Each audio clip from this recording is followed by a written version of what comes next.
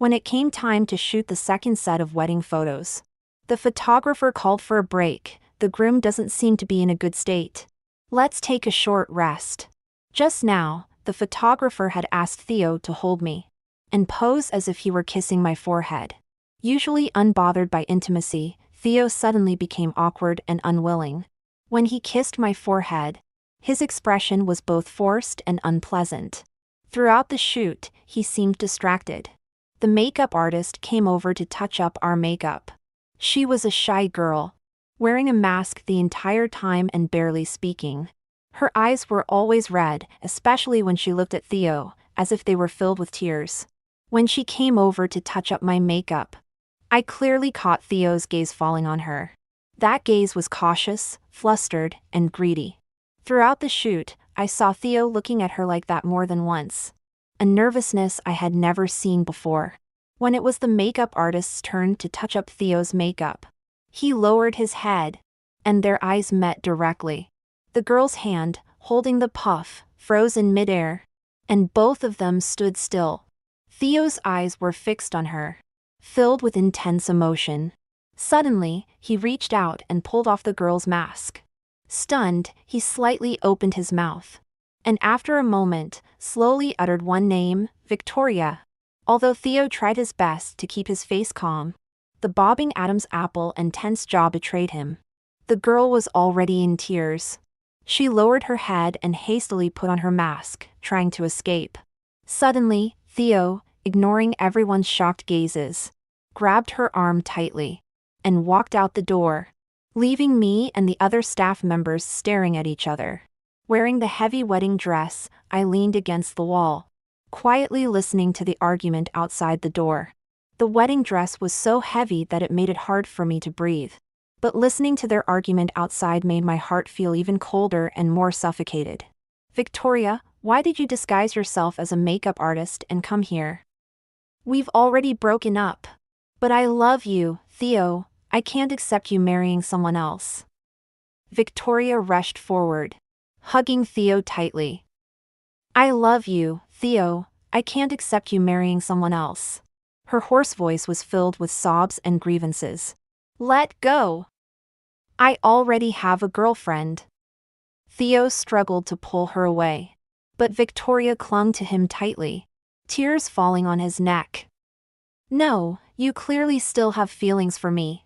Otherwise, why would you refuse to be intimate with Becky in front of me? Why would you still wear the ring I gave you? I clearly heard a snap inside my heart, like a string breaking. Theo's awkwardness during the shoot, and the past excuses for not letting me touch the necklace, all made sense. Theo dropped his hands, his lips trembling, showing a hint of self-mockery on his face. Do you know why I don't wear this ring on my finger, but instead string it on a necklace? Because it doesn't fit me at all. You don't even know my ring size. Victoria, have you ever really cared about me? By the end, Theo was crying. I had been with him for 3 years, supporting him through the toughest times. Even during his most painful rehabilitation, he had never shed a tear. But now, with just a light remark from Victoria, the usually calm and composed Theo had lost his footing. Outside the door, there was a long silence. When I turned around, the staff inside the room all lowered their heads, avoiding my gaze. I didn't want to hear any more of this love story filled with grievances. So I walked to the window in the inner room, looking down at the bustling traffic below. I didn't know when Theo ended the argument. By the time he walked up to me, his expression had already returned to normal. Becky, I just recognized an old friend. Come on, let's continue with the wedding photo shoot. I turned around, the heavy skirt dragging behind me, as if an invisible hand was pulling me into a deep abyss of unhappiness. Theo, I heard everything. Not just me, everyone in this room heard and saw it. Aren't you going to come clean with me? The rain pattered against the car windows. My mood was as gloomy as the weather. I sat in the passenger seat, not saying a word. Becky, Victoria is my ex-girlfriend. We dated for 5 years, but we broke up a long time ago. I don't have any feelings for her anymore, you have to believe me. He held my hand, his eyes sincere. According to Theo, Victoria had been entangling and trying to win him back ever since she found out he was getting married. He had always firmly refused her. Then why didn't you tell me earlier that you had a girlfriend for 5 years? Theo was stunned. A moment later, he rolled the window halfway down and lit a cigarette, his wrist resting on the steering wheel. In the flickering light, a hint of impatience and annoyance showed in his eyes. Is it necessary? I didn't want her to affect our life. Besides, I had no idea how she would show up here. That idiot, always causing me trouble. But Becky, I've made it very clear to her, told her not to bother me anymore. Theo didn't realize that the usually calm and rational him was now completely unsettled by Victoria. He had never called me an idiot in such a gentle tone. He always praised me for being sensible and independent, never making him worry. Yet my independence and sensibility didn't seem to earn his affection and concern. On the contrary, a single tear from Victoria was enough to make him flustered and soft-hearted. All the way, Theo kept explaining today's events to me. He said how selfish and foolish Victoria used to be, how she did things without thinking. He said not to bother with her, she was just a madwoman. He said how painful it was during the 5 years they were together, always arguing over trivial matters. One thing after another. He spoke with gusto, without noticing my face growing darker and darker. Enough, Theo Butler. I don't want to hear my boyfriend talk about his ex. Only then did Theo realize he had crossed the line. Becky, I'm sorry. I said these things just to let you understand my past. I just don't want you to misunderstand. When we got home, Theo hugged me, his chin resting on my forehead. All right, Becky. The one I love has always been you. You were the one who helped me through rehab, helped me stand up again. I will always remember that. So, I promise you, I won't see her or contact her again. Then, he washed some fruit for me and went to the kitchen to cook. He wore a crayon Shin-chan apron, busying himself in the kitchen. He had always been this gentle and considerate. We had never had a dispute. Whenever there was a sign of an argument, he would always be the first to admit his mistake and avoid the conflict. Everyone said Theo was a great boyfriend. I had always thought he loved me. But today, seeing him lose his temper, get emotional, and even cry because of Victoria, I could clearly feel that there was a natural barrier during their argument. I couldn't get in. I couldn't fool myself. I saw it. I saw at the end of their argument, Victoria hugged him, crying her heart out. Theo, I've loved you for 5 years, never changed. I apologize for my past immaturity. I can even not care about Becky. I just want an answer. Do you still love me? Theo lowered his head, not speaking for a long time. Finally, he gently hugged Victoria's back, in pain and sorrow. I hate you. But I have never forgotten you.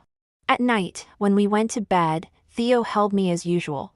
But after a few minutes, he withdrew his hand and turned away.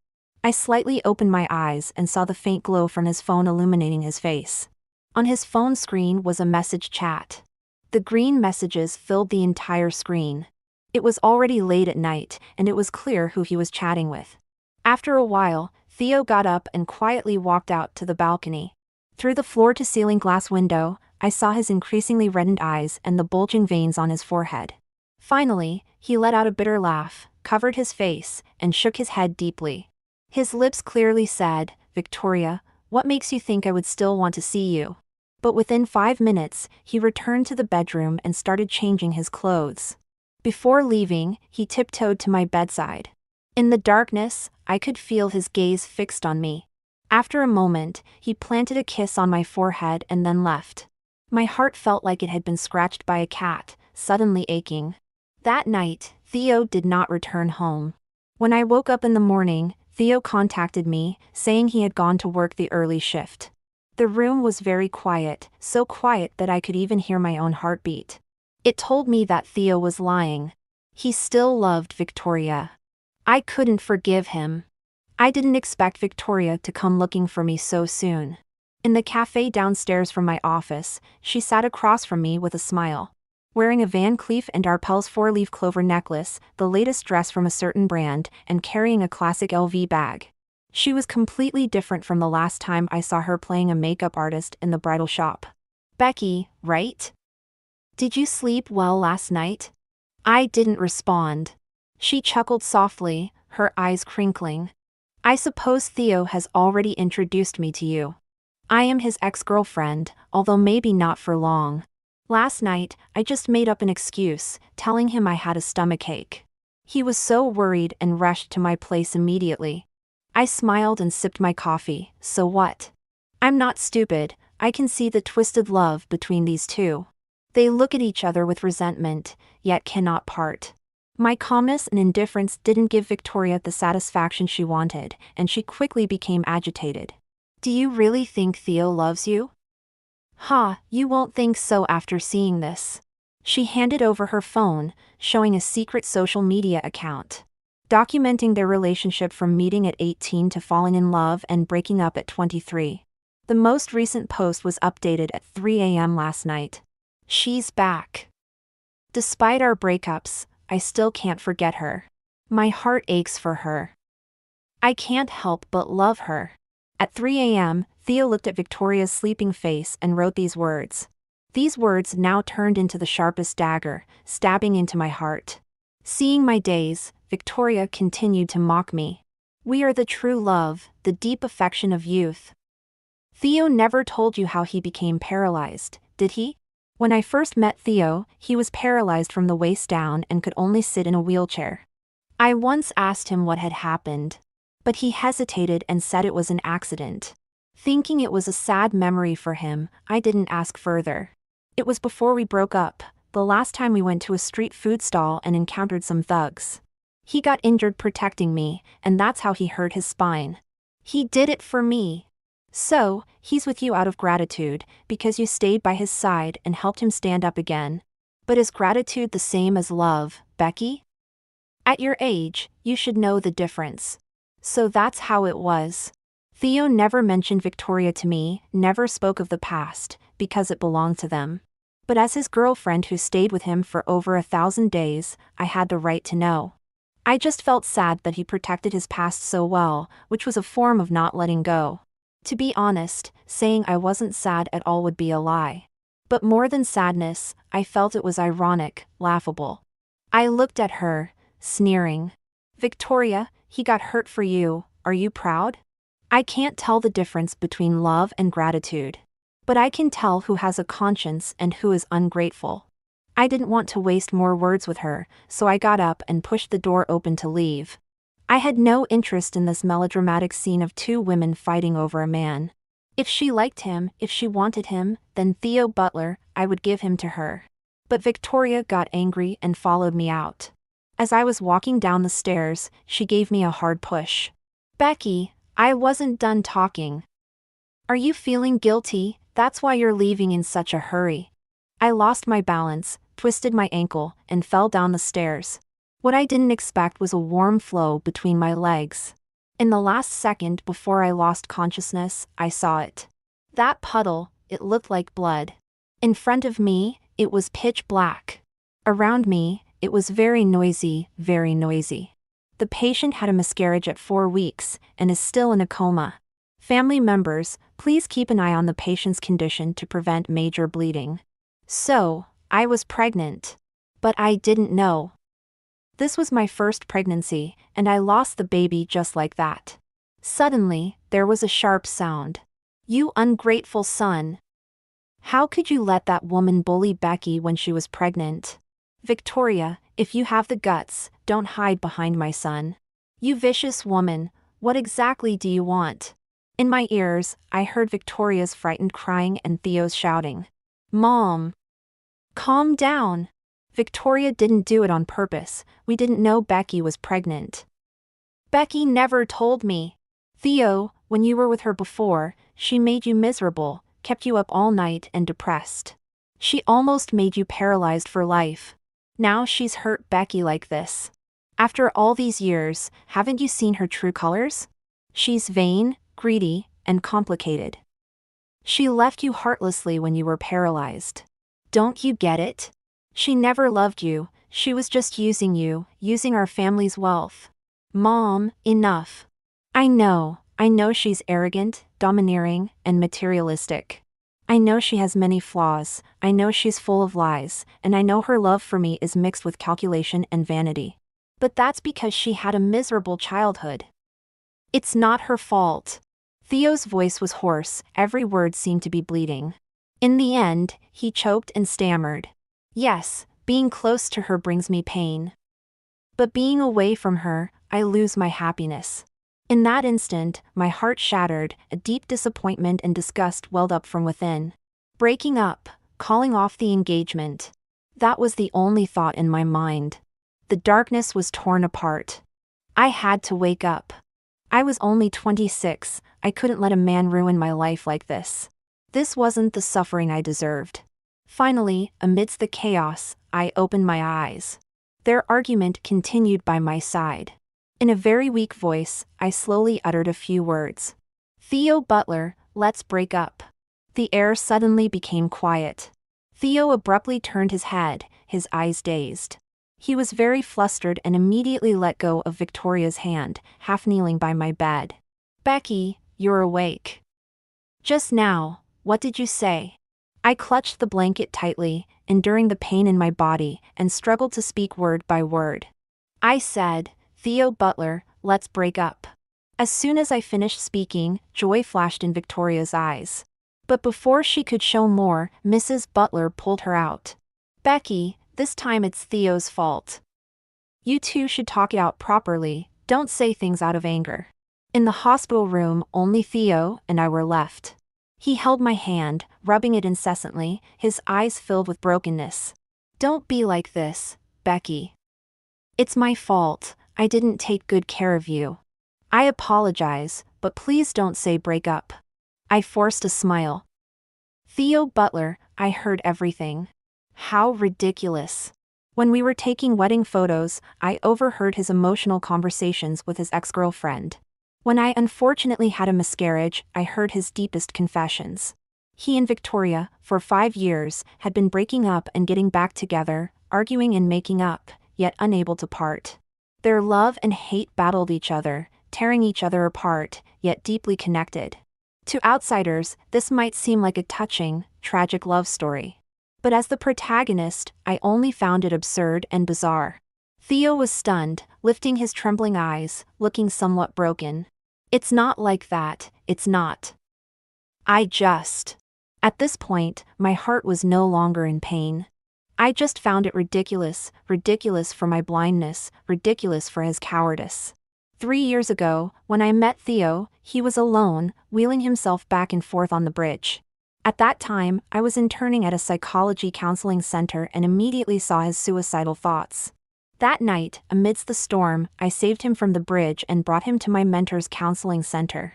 I couldn't bear to abandon him, so I kept providing psychological counseling and encouraged him to actively rehabilitate. In our daily interactions, Theo became increasingly dependent on me. He often came to my place to read and chat. The room's lighting was set to a warm yellow. There was the sound of wind outside, but the small room gave a sense of gentle reassurance. Theo, with his fair and handsome appearance, sitting quietly in the wheelchair, even his breath carried a cold aura. I could often hear my own heartbeat. Later, when I was assisting my mentor during consultations, a psychiatric patient caused a commotion with a knife. When the sharp knife was swung towards me, it was Theo who protected me with his arm. While bandaging him, I cried out of pain and guilt. But he leaned on my shoulder, saying he liked me and wanted to be with me. Becky, with you by my side, I feel so at ease.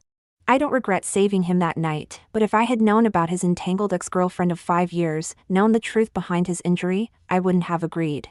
I spoke calmly. Just what? Theo, are you still unwilling to admit it, or are you still deceiving yourself? You two could break up and get back together for 5 years. She could always be by your side because you never had the heart to blame her. You've always been indulging her, you've always been giving her special treatment. Theo's face turned paler, his head lowered, body trembling slightly, unable to say a word.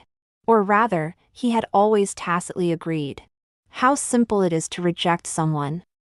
Block, delete, refuse to respond when meeting, all can easily avoid a person. But you didn't.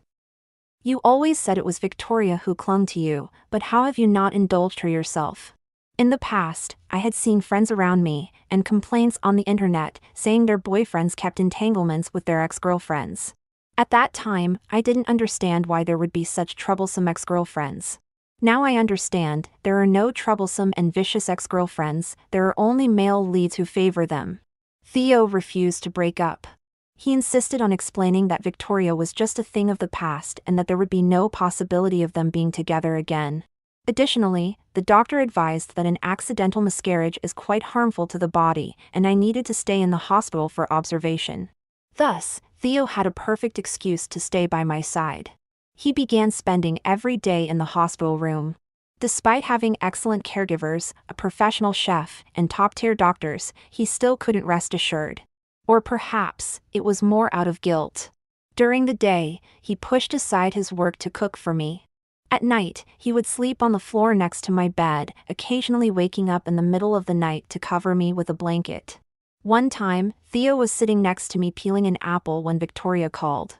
"Theo, I'm sick, I have a fever, and I feel terrible." Theo's expression visibly tensed. He gripped the phone tightly, glancing at me guiltily. In the end, he steeled himself.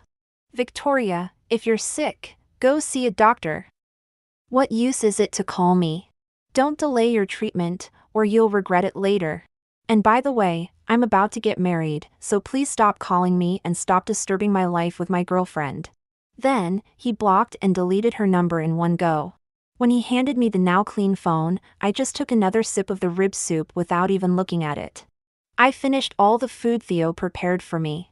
I couldn't afford to argue with him over this right now. Getting upset and harming my health would really not be worth it. When I was discharged from the hospital, Theo naturally took my luggage, ready to take me home. As usual, he walked ahead of me instead of beside me. During my hospital stay, I had secretly browsed the social media account that Victoria had shown me. In the photos on the account, Theo and Victoria were always walking side by side, with him carefully shielding her on the inside of the street. Unlike now, where we walked one behind the other, and I always saw his tall, indifferent back. I stopped in my tracks, and Theo only realized something was wrong after taking a few steps ahead, then turned around. He looked at me, seeming to suddenly understand something, and came over to take my hand. I shook my head and refused. The whole way, we remained silent and distant. Until I got into the passenger seat, and he thoughtfully fastened my seatbelt before preparing to drive off, I finally spoke up. "Take me back to my own home. Once we get there, we'll each explain to our parents and friends about the broken engagement. And, of course, that includes your ex-girlfriend." Theo was stunned. He took a deep breath, his ring finger tapping incessantly on the steering wheel, making a thumping sound. It was as if he was trying hard to control some emotion. After a long time, his nose tingled, and he suddenly lifted his eyes, a hint of defeat in them.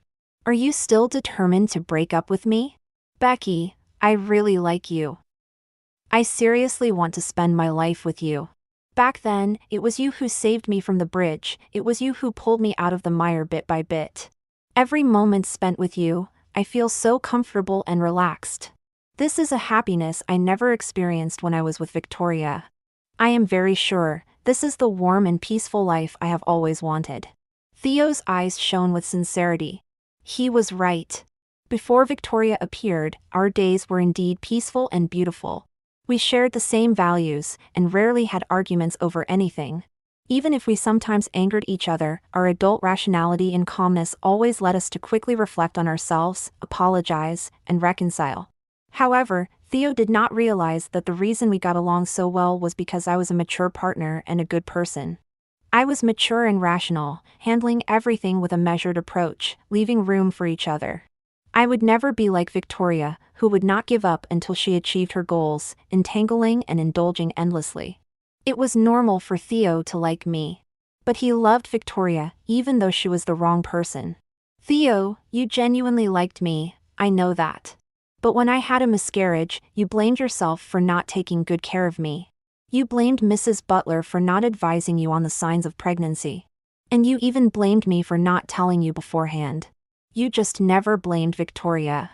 Everyone could see that it was her jealousy, hypocrisy, and scheming.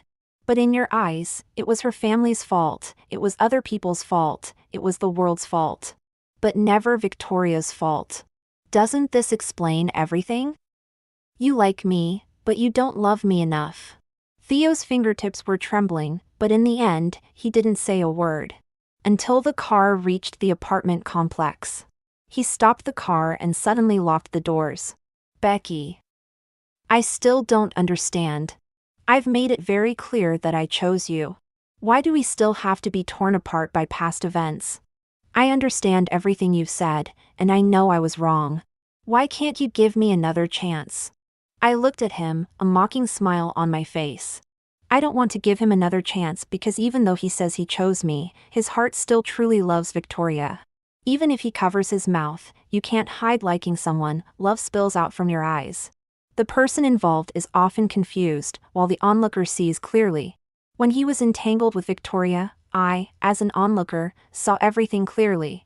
To stake my future on a man who has someone else living in his heart, hoping he might change his mind in the daily grind of life, is too foolish and not worth it. Theo, it's not about whether I give you a chance or not. Ask yourself honestly, can you really let go of Victoria? You're rushing into marrying me and spending the rest of your life with me so impulsively. Are you being responsible to me? Are you being responsible to yourself?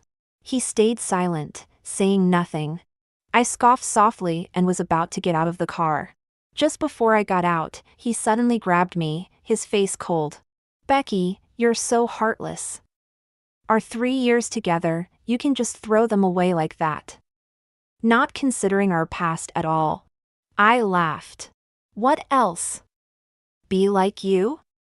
Still entangled with your ex even after breaking up? I don't want to become the next annoying Victoria. Those words were quite piercing. Since then, Theo never came to bother me again. Of course, maybe he didn't have the time to bother me. Because after Victoria found out we broke up, she immediately went to find him. And this time, Theo seemed to have a mindset of let it all go, or simply stopped suppressing his true love and got entangled with her again. The story developed just as I expected, with the love-struck pair once again caught in their cycle of love and hate. They continuously experienced sweetness, quarrels, breakups, and reconciliations. Some friends who knew the situation felt indignant on my behalf. You two just broke up, and they got back together? That's seamless. Becky, can you tolerate this? I smiled. I once read a passage in a book about star signs. There is a type of star sign relationship called an annoying relationship. This kind of relationship is most likely to fall in love at first sight, quickly become infatuated, and fall into a passionate romance. But once involved, the two cannot get along peacefully and always argue over trivial matters. They might break up in a fit of anger but soon miss each other and can't bear to part. Thus, they fall into a cycle of recurring, intense love and pain. They are like the North and South poles, clearly attracting each other, but once their magnetic fields intersect, they disturb each other's fields. Theo and Victoria are just like this. Do they not love each other? No, they love each other deeply. But is there hatred between them? Yes, there is. Victoria and Theo's personalities, values, and family backgrounds are completely different. Victoria is vain, power-hungry, materialistic, possessive, and emotionally expressive, acting rough. Theo, on the other hand, lives a wealthy life, indifferent to money, with a calm and reserved demeanor and a meticulous mind. This guarantees endless arguments between them. To put it simply, they are not suitable for each other. But that fatal attraction keeps them from separating, making them run towards each other. Thus, they gradually sink into intertwined love and hate, tormenting each other until one of them completely breaks down. I just need to wait and see whether Victoria breaks down first or Theo. Soon, reality proved that Theo couldn't hold on first. That day, I was working at the hospital. When I pressed the elevator button, I ran into Theo.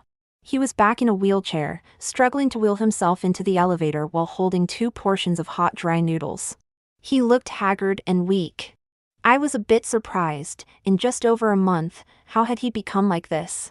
He saw me too, lifted his head, and gave me an awkward smile. Inside the elevator, it was just the two of us.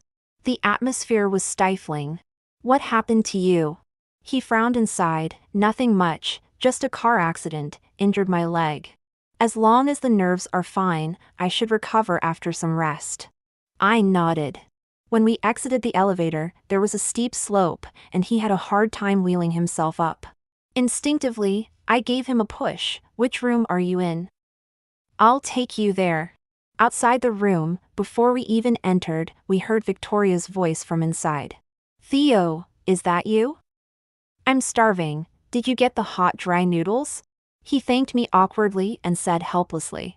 Victoria is a bit spoiled, she doesn't want to go downstairs to get food, and I figured I could use the exercise. I smiled and didn't say much. The highest form of love is compassion. Theo loves her, doesn't want her to be tired, and this is the inevitable outcome of their relationship. Even if he ends up exhausted and weary, he has to bear it alone. I watched Theo enter the room, and before I had taken a few steps, I heard them arguing inside. Theo, you haven't bought that designer bag for me yet. Transfer me some money now, I want to place the order. Oh, and Chanel's new collection is out, I want that too. Theo's tone was a bit displeased, but he still patiently coaxed her. Okay, I'll buy them for you. It's just that I've been in the hospital, and my salary is reduced. Victoria, we need to save a bit. No. Do you not love me anymore? You weren't like this before. It's not that, Victoria, don't cry. I just think we should save a little. Okay, don't cry, whatever you want, I'll order it for you now. What a show of a lovesick man and a spoiled woman. I sneered and turned to leave. But I ran into Mrs. Butler, who had red eyes, standing behind me. On the bench downstairs at the hospital, she was crying her heart out. Becky, every time I see Theo being so humble and wronged in front of Victoria, my heart aches. Do you know, Theo's car accident this time is all because of her. It's because of her vanity and greed for luxury brands that Theo had to work as a taxi driver after his regular job. He was so tired and exhausted that he got into an accident. Becky, I can see that you and Theo are the most suitable for each other. Can you come back? I handed Mrs. Butler a tissue and shook my head. Mrs. Butler, it's no use. Theo loves her. Even if Victoria is foolish, empty-headed, and has a bad temper, he loves her. Even if Victoria makes mistakes and repeatedly tests his limits, he loves her. He knows that being close to Victoria means 90% pain and 10% happiness. But for that little bit of happiness, he cannot bear to leave her. Such a tragic fate. Mrs. Butler cried even harder, her heart breaking, yet she was helpless. A few days later, I heard news about Theo again, this time from my colleagues in the duty room. They said that the couple in that room had a fight. Because when Theo was hospitalized, Victoria wanted him to switch to a higher-paying job to save for a big house for their wedding and a grand banquet. But Theo felt sad and bitter. He had the accident because of her and ended up like this. While he was hospitalized, he didn't even get a sip of hot soup or a word of concern. Even so, Victoria was still not satisfied and wanted more. At this point, Theo couldn't take it anymore and argued with her in the hospital. Victoria didn't hold back either. During their fight, they even got physical. Because Theo pointed at her and angrily scolded her. There's nothing about you that compares to Becky. So she smashed Theo's 4 bottle, pulled out his 4 needle, and threw things all over the room. My colleagues asked me if I felt a sense of revenge seeing them end up like this. I shook my head. Perhaps there was a tiny bit. But from beginning to end, it wasn't me who sought revenge on him. His current predicament is his own doing. It's not like he hasn't had a normal relationship, we were happy together once. It was he who ruined everything with his own hands. He wrote it himself, I can't forget her, I feel for her, I can't help but love her. It was he who willingly got entangled with Victoria. A month later, Victoria sought me out again. Just like the last time we met, she was still dressed exquisitely and dazzlingly. But now there was an indelible layer of sorrow and fatigue in her eyes, no longer the reckless and flamboyant spirit she once had. Becky, you won. She gave a bitter laugh. In the end, Theo still thinks of you. Even though I got back together with him, even though I stole another period of time, we ultimately couldn't stay together. That night he had a fever. I handed him water, but in his daze, he called out your name, Becky. Tell me, isn't it ridiculous? You replaced me and became the unforgettable ex in his heart. I took a sip of coffee. Oh. I don't care about such a status, nor do I want to compete with you for the despised title of ex-girlfriend. Her eyes reddened, and she stood up abruptly. Why? Don't you care about him? Don't you want to be with him? Seeing him in the arms of another woman, aren't you jealous? You're really cold-blooded, just as Theo said, cold-blooded and unfeeling. Your parents. Before she could finish, I suddenly stood up and slapped her across the face. Victoria clutched her face, full of disbelief. Me, cold-blooded and unfeeling? If I were cold-blooded, I wouldn't have saved him on the bridge. I wouldn't have accompanied him step by step through rehabilitation. I wouldn't have pulled him out of the mire. Victoria, being an ex-girlfriend like you is truly shameful. Do you think everyone is like you, scheming, hypocritical, malicious, always thinking about destroying other people's relationships? I advise you to watch your mouth. As for this slap, it's what you owed me. In the same place, in the same scenario, it was in this cafe that I lost my child. How could I not hate? By the way, I still wish you two the best. Since you chose to reconcile, stay together. Don't let either of you end up in the dating market, disgusting other people. Half a year later, I saw Theo again, still in the psychological consultation room. Last month, he and Victoria completely ended their relationship, ending their 5 years and 9 months of long love. He looked terrible, his gaze vacant, his eyes unfocused. He seemed like a lost soul, not knowing where his home was. Until he saw me, saw the pale yellow light in my consultation room. He suddenly cried like a child. Becky. I'm sorry, Becky.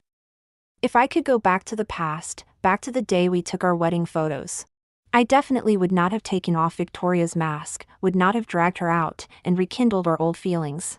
I kept my head down, recording the medical history. The tip of my pen scratched against the paper with a rustling sound, not stopping. Becky, can we? He suddenly seemed a bit nervous and started fumbling for something in his coat pocket. The rustling sound of writing suddenly stopped, and I looked up sharply. Theo, there are no ifs in life. By the way, according to the test you just took, it's determined that you have severe depression and need treatment. If not intervened in time, there will be a tendency to commit suicide. Theo was momentarily stunned when he heard this, but soon, he seemed to grasp at a lifeline with hope. Does that mean I can be treated here with you? I handed him the completed medical record, smiling slightly. No. Next month, I will be going abroad for further studies. Today is my last day seeing patients. Tomorrow, a new doctor will take over my position. The light in Theo's eyes dimmed instantly. He took the medical record, his palm trembling slightly as he clenched it into a fist. How long will you be gone? Which country are you going to? I looked up at him, somewhat amused. At this moment, a handsome and elegant man stood at the door of the consultation room, holding a bouquet of flowers and waving at me. I smiled slightly and waved back at him. I will go with my boyfriend. Don't worry, with thousands of miles between us, there will be no chance for you to make the same mistake again. After finishing the last bit of work, I left with my boyfriend, holding the flowers. As we walked out of the hospital's first-floor entrance, there was a ding sound. And a diamond ring fell from the window of the second-floor consultation room, landing at my feet. Coincidentally, I stepped on it and did not look back.